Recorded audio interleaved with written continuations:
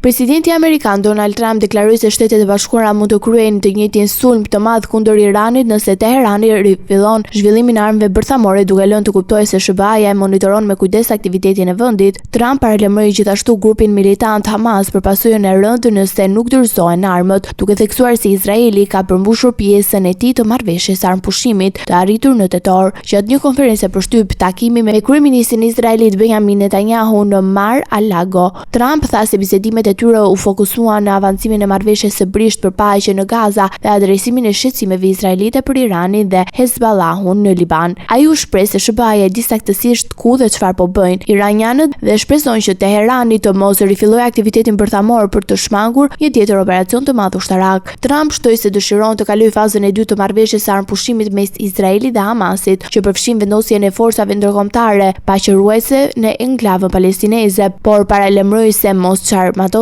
nga Hamasi mund të ketë pasoja të merrestisht serioze. Izraeli dhe Hamasi vazhdojnë të akuzojnë njëri tjetrin për shkelje të marrëveshjes, duke e bërë të paqartë fillimin e fazës së ardhshme.